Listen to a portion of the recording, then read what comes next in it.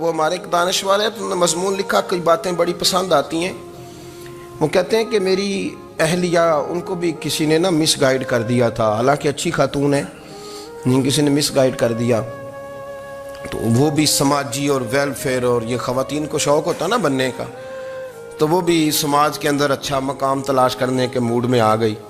تو کہیں ایک دن جانا تھا تو بڑی بن سنور کے میرے ساتھ وہ گاڑی میں بیٹھ گئی۔ تو میں گاڑی میں، عورتوں کو یہ بھی مسئلہ ہوتا ہے نا کہ ہماری تعریف کرو، تو کئی دفعہ بعد مردوں بیچاروں کو جھوٹ بولنا پڑتا ہے، تو زبردستی کراتی ہیں نا جی۔ تو اس میں گنجائش بھی دی ہے شریعت نے گنجائش دی ہے کہ کبھی بیوی کو راضی کرنے کے لیے خلاف واقعہ بات کرنی پڑے تو کر لینی چاہیے، تو وہ کراتی بھی ہیں۔ 3 موقع پر خلاف واقعہ بات کرنے کی اجازت ہے، واقعے کے خلاف بھی آپ بات کر سکتے ہیں۔ جنگ کے موقع پر 2 لوگوں کو صلح کرانے کے لیے اور بیوی کو راضی کرنے کے لیے کر لیں کوئی ایسی بات، بے شک اپنی طبیعت پہ جبر کر کے کر لیں، گنجائش ہے، اجازت ہے۔ تو وہ کہتے ہیں جب وہ گاڑی میں میرے ساتھ بیٹھی بن سنور کے، تو وہ تقاضا کرنے لگی کہ میں نے مطلب بڑے اچھے کپڑے پہنے ہیں پر آپ نے توجہ نہیں کرائی۔ وہ سیاںا بندہ تھا، وہ چاہ رہا تھا کہ میری خاتون سمجھ جائیں۔ وہ کہتے ہیں مجھے پتا تھا کہ بیچاری مس گائیڈ ہو گئی ہے، دل کی بڑی اچھی ہے، سیاਣੀ ہے، لیکن اس کو نا کچھ خواتین نے، کچھ لوگوں نے مل کے اس کو ذہن غلط کر دیا ہے کہ سماج میں نکلو، باہر جاؤ، کام کرو، فلاں کرو، اپنی مرضی سے جیو۔ تو میرے ساتھ گاڑی میں بیٹھی کہیں جانے کے لیے، تو مجھ سے کہنے لگی کہ آپ نے میری طرف توجہ ہی نہیں کی، آپ نے کوئی ذکر ہی نہیں کیا کہ میں کیسی لگ رہی ہوں۔ تو وہ کہتے ہیں میں نے اسے کہا کہ اگر تو ناراض نہ ہو تو پھر میں صحیح والی تعریف کر دوں۔ تو اس نے کہا کہ آپ کر دیں۔ تو کہتے ہیں میں نے درد سے اور خلوص سے اپنی بیوی سے کہا، خلوص کے ساتھ میں نے کہا میں تو روز گھر ہوتا ہوں، روز شام کو گھر ہوتا ہوں، اگر تو میرے لیے تیار ہوتی تو میں تیری تعریف کرتا، لیکن آج تو باہر جانے کے لیے تیار ہوئی، تو پھر ان سے تعریف کی امید رکھ جن کے لیے تو نے تیاری کی ہے۔ میرے لیے تیاری کرتی تو میں تو ہر شام تیرے پاس ہوتا ہوں۔ کہتے ہیں میرے لفظوں میں درد تھا تو وہ بھی رو پڑی، اور کہنے لگی آپ گاڑی روک دیں، مجھے باہر جا کے کسی کو راضی نہیں کرنا، میں نے اسے راضی کرنا ہے جس کو رب کریم نے میرا شوہر بنایا ہے اور میرے لیے منتخب کیا ہے، میرے ماں باپ کو۔ میں واپس لوٹتی ہوں۔ یہ ایک پہلو ہے سلگتا ہوا، اس کو سمجھا جائے۔ عورت کو ویسے بھی قابو کرنا بڑا آسان ہوتا ہے۔ اعلیٰ حضرت بریلوی رحمۃ اللہ علیہ فرماتے ہیں بیٹیاں نازک شیشیاں ہوتی ہیں، ان کو تو ذرا سی چوٹ لگے تو ٹوٹ جاتی ہیں۔ دیکھیں کتنا بڑا جملہ کہا بریلی کے امام، نازک شیشیاں، ذرا کوئی آدمی گمراہ کرتا ہے، ذرا خراب کرتا ہے۔ اب دیکھیں نا، یہ جو بچیوں کو بچے مس گائیڈ کرتے ہیں، انہیں بڑے بڑے خواب دکھاتے ہیں، وہ بیچاری ماں باپ کو چھوڑ کے، بہن بھائی کو چھوڑ کے اس کے ساتھ شادی کرتی ہے، پھر جو اس کا بعد میں حشر ہوتا ہے، آپ ادلیاں نو سردار پہن تکے تے شرما والیاں نو جھوٹے ڈولیاں دے۔ پھر وہ بیچاری ماں باپ رکھتے نہیں، وہ ظلم کرتا ہے، تو کتنی بڑی تکلیف میں وہ بچی آ جاتی۔ نازک شیشی ہوتی ہے نا تو ٹوٹ جاتی۔ یہی حال اب جدید خواتین اور یہ جو کچھ اینکر پرسن ہیں، یہ اصل میں نا یہ آپ کو سیاست سکھاتے ہیں، لیکن یہ مادر پیدر آزاد لوگ ہیں، بالکل آزاد۔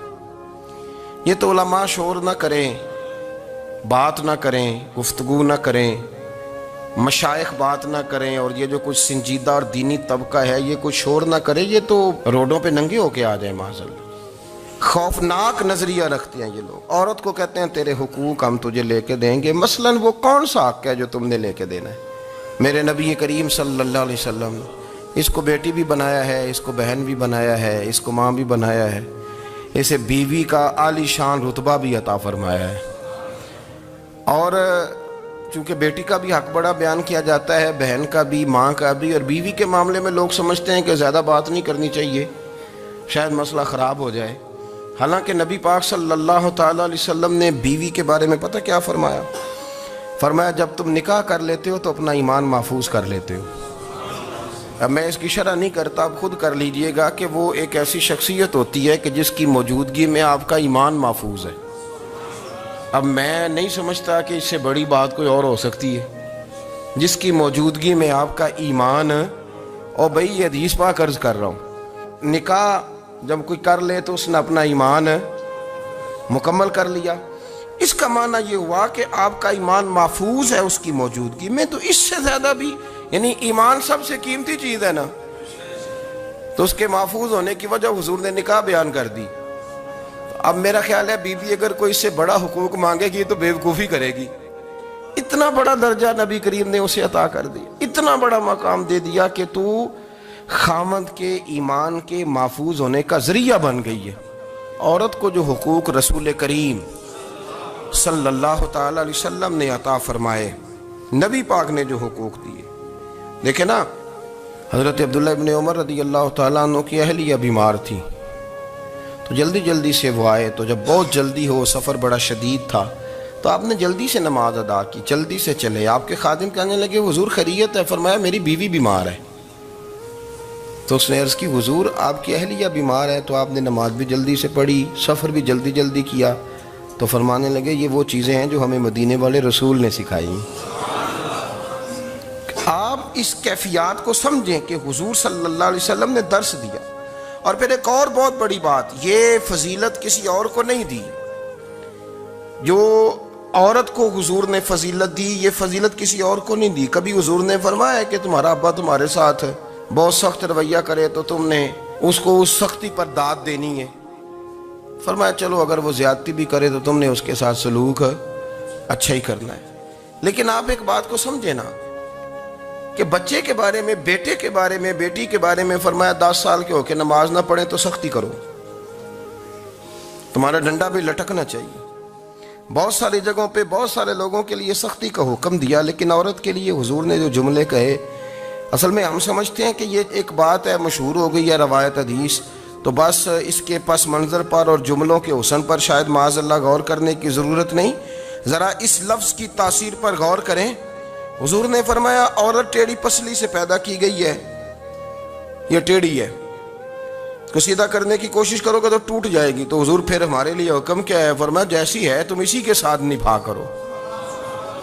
آپ سمجھیں کہ اتنا محفوظ حضور نے درجہ دے دیا بی بی کو، اتنا محفوظ کہ فرمایا غلطی بھی ہو تو میرے غلاموں تم اس کے ساتھ نبھا کرو، گزارا کر لو۔ کو کیا اور حق چاہیے عورت کو، جس کو اس کی غلطیوں سمیت نبی پاک نے قبول کرنے کا حکم دے دیا کہ اس کی کمزوریوں سمیت قبول کر لو۔ اب اس کو اور کیا، کوئی کمزوریوں سمیت قبول کرتا ہے؟ کبھی آپ دکان پہ بیٹھے ہو تو آپ کہیں بھی اس میں یہ بھی غلطی، میرے مال میں یہ بھی کمزوری ہے، یہ بھی کمزوری ہے، یہ بھی کمزوری ہے، تو کر لے قبول؟ کرتا ہے کوئی شخص ایسا ہو جو کسی چیز کی کمزوریاں بیان کر کے کہ اسے قبول کرو؟ پر رسول کریم صلی اللہ تعالی علیہ وسلم نے نا ہمیں سبق دیا، حضور نے ہمیں درس دیا، نبی پاک نے ہمیں پیغام دیا۔ فرمایا یہ ٹیڑھی ہے، سیدھی کرنے کی کوشش کرو گے تو بیچاری ٹوٹ جائے گی، تو اس کے ساتھ نبھا کر جاؤ۔ آپ میری بات کو سمجھیے گا۔ چلیں میں اس پر ایک اور بخاری مسلم کی حدیث پڑھتا ہوں۔ حضرت سلمان فارسی رضی اللہ تعالیٰ عنہ اور حضرت ابو دردہ کے درمیان بھائی چارہ تھا۔ مکے سے مدینے جب لوگ آئے تو حضور نے بھائی بھائی بنایا تھا، ان کے درمیان بھائی چارہ تھا، تو ابھی پردے کی آیات نازل نہیں ہوئی تھیں، تو لوگ ایک دوسرے کی طرف جاتے تھے۔ حضرت سلمان فارسی رضی اللہ تعالیٰ عنہ حضرت ابو دردہ رضی اللہ تعالیٰ عنہ کے گھر میں تشریف لے گئے تو دیکھا کہ ان کی بیوی بڑی غمگین بیٹھی ہیں۔ تو ہم نے فرمایا بہن کیا ہوا؟ تو کہنے لگی تمہارے بھائی کو دلچسپی کوئی نہیں رہی، ہر روز روزہ رکھ لیتا ہے اور ساری رات نفل پڑھتا ہے۔ حضرت سلمان فارسی کہنے لگے ٹھیک ہے کر لیتے ہیں بندوبست۔ نماز دین ہے کہ نہیں؟ دین ہے نا یہ چیزیں۔ لیکن حضرت سلمان فارسی جناب ابو دردہ سے کہنے لگے آج میں نے تیرے گھر میں رہنا رات کو، کیونکہ وہ تو ساری رات نماز پڑھتے تھے، نفل پڑھتے تھے۔ انہوں نے کہا ٹھیک ہے، ایک بستر لا کے بچھا دیا حضرت سلمان فارسی کے لیے۔ سلمان فارسی فرمانے لگے دوسرا بھی لا۔ کہا وہ کیا کرنا ہے؟ فرمانے لگے تو نے بھی سونا ہے، میں نے بھی سونا ہے، تو نے بھی سونا ہے، عشاء پڑھیں گے اور پھر دونوں سوئیں گے۔ کہا میں نے تو نماز پڑھنی ہے۔ فرمایا تہجد کے وقت اٹھ کے پڑھیں گے، اللہ کے رسول بھی رات آخری حصے میں جا کے نماز پڑھتے ہیں۔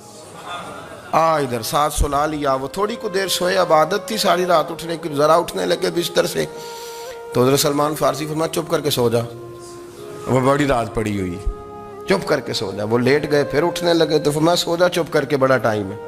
سحری کے وقت اٹھے، نفل پڑھے، ان کا ارادہ تھا روزہ رکھنے کا، تو فرمانے لگے کل رکھا تھا نا، نفلی روزہ جی رکھا تھا، پرسوں بھی رکھا تھا، ترسوں بھی رکھا تھا، فرمایا آج نہیں رکھنا، آج میں تیرا مہمان ہوں، سارا دن کٹھے مل کے روٹیاں کھائیں گے، آج نہیں روزہ رکھنا، سلا دیا۔ اب حضرت ابو درداء رضی اللہ تعالیٰ عنہ کہہ تو کچھ نہ سکے، پر کہنے لگے سلمان تم پتہ ہے تم کیا کر رہے ہو، نہ تم نے مجھے رات اٹھ کے زیادہ نفل پڑھنے دیے، سویرے روزہ نہیں رکھنے دیا۔ تو حضرت سلمان فارسی کہنے لگے کوئی لمبی بات تو نہیں نا، چلتے ہیں نا ابھی فجر میں مسجد نبی میں، تو نبی پاک کو بتاتے ہیں سرکار دو عالم علیہ السلام کی خدمت میں تو اپنی بات کرنا، میں اپنی کروں گا، حضور نتیجے کا اعلان فرما دیں گے، بات طے ہو جائے گی۔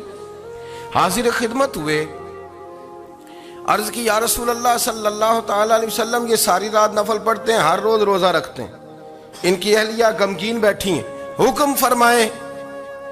تو نبی پاک صلی اللہ علیہ وسلم نے فرمایا پھر ہوا کیا؟ یا رسول اللہ میں نے رات سلایا ہے، سحری میں اٹھایا ہے، سویرے روزہ نہیں رکھنے دیا۔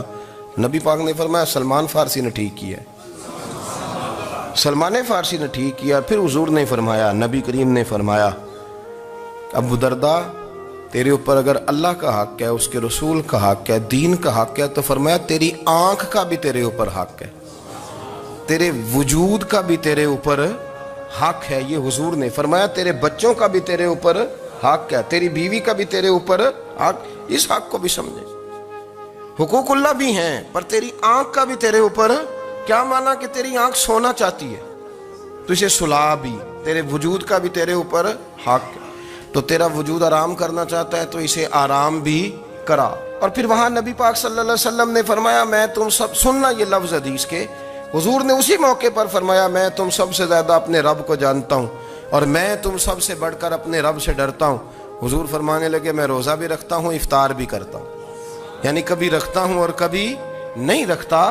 فرمایا میں نفل بھی پڑھتا ہوں اور اپنی بیویوں کو وقت بھی دیتا ہوں۔ سرکار مسجد میں بھی آتے تھے، نواسوں کے ساتھ کھیلا بھی کرتے، ان کے ساتھ پیار بھی کرتے۔ تو اتنے بڑے حقوق حضور نے بیان فرمائے عورتوں کے کہ تمہاری بیوی کا بھی تمہارے اوپر۔ لو ایک حدیث بخاری کی اور یہاں بیان کر دیتا ہوں۔ ایک شخص نے آ کے عرض کی یا رسول اللہ صلی اللہ تعالی علیہ وسلم جہاد کے لیے تیاری ہو گئی ہے، صفیں بن رہی ہیں، مجاہدین کی تیاری ہے، تو میرا بھی نام لکھ دیا گیا ہے مجاہدوں کی لسٹ میں، لیکن یا رسول اللہ صلی اللہ تعالی علیہ وسلم میری بیوی نے حج کی تیاری کر لی ہے اور میرے دوستوں نے، صحابہ نے میرا نام مجاہدین کی لسٹ میں لکھ دیا، تو میرے لیے کیا حکم ہے؟ یہ بخاری مسلم ہے۔ تو نبی پاک صلی اللہ تعالی علیہ وسلم نے فرمایا جہاد پہ کوئی اور چلا جائے گا تو بیوی کے ساتھ حج کرنے جا، اسے محرم کی ضرورت ہے، وہ تیرے بغیر کیسے جائے گی؟ مجاہدین کو تو اور مجاہد مل جائے گا، پر تو اپنی بیوی کے ساتھ جانا۔ نبی پاک صلی اللہ علیہ وسلم نے مرد کو محافظ بنایا ہے، عورت کو مرد کا قیدی نہیں بنایا، بلکہ عورت کو حفاظت عطا کی اور مرد کو اس کا محافظ بنایا۔ اب بچیاں آزاد ہونا چاہتی ہیں، اور آزادی بھی وہ والی کہ جو بنیادی طور پر آزادی نہیں، فحاشی ہے۔ میں نے بہت پہلے کہا ہے کہ اسلام بیٹیوں کو قیمتی سمجھتا ہے۔ جس بندے کے پاس 20 تولے سونا ہو وہ چوک میں لے کے نہیں آتا، وہ قیمتی چیز ہے، اس نے چھپا کے رکھی ہوتی ہے۔ تو جو نبی پاک صلی اللہ علیہ وسلم کا کلمہ پڑھنے والے بیویاں، اسلام انہیں قیمتی سمجھتا ہے، کہتا ہے کہ تم قیمتی ہو لہذا گھر کے اندر رہو، تم باہر نہ ہو۔ لیکن عورتیں ہیں کہ ان کو بلا وجہ لوگ خراب کر دیتے ہیں اور بلا وجہ وہ اس مغالطے کا شکار ہو جاتی ہیں۔ اب آگے بڑھتے ہیں۔ قرآن مجید نے سورہ نور کی آیت نمبر 30 میں کہا کہ کل للمؤمنین یغضوا من ابصارہم، فرمایا کہ اے محبوب علیہ السلام مومن مردوں سے کہہ دو کہ اپنی نظریں جھکا کے رکھیں، اپنی نظریں۔ اور اگلی آیت میں فرمایا وَقُلْ لِلْمُؤْمِنَاتِ یغضضن من ابصارہن، فرمایا کہ اے محبوب مومن عورتوں سے بھی کہہ دو کہ اپنی نظریں جھکا۔ مرد بھی اپنی نظر جھکا کے رکھے گا عورت کی طرف، لیکن یہ ساری پابندی صرف مرد پر نہیں، عورت بھی غیر محرم کا چہرہ نہیں دیکھے گی، اس پر بھی اسی طرح نظر جھکانے کا حکم ہے، جس طرح کہ وہ ہر دکاندار کو بھائی جان کہہ کے گفتگو کرنے کی اس کو بھی اجازت نہیں ہے کہ وہ سمجھے کہ پابندی تو مرد نے کرنی تھی، میں نے تھوڑی کرنی تھی۔ وہ جس کے پاس جائے، جہاں بھی جائے، ڈاکٹر کے پاس جائے، باہر جائے، تو وہ جس طرح مرضی اس کا دل چاہے وہ بات چیت کرے، اس کی عورت کو بھی اجازت اسلام نہیں دیتا۔ بنیادی طور پہ اسلام شرم و حیا کا دین ہے، حیا کی بات کرتا ہے۔ حیا کی جب ہم تعریف کرتے ہیں تو حیا کی تعریف یہ ہے کہ کوئی کبھی چیز دیکھ کے نا تو آپ کی طبیعت میں کرا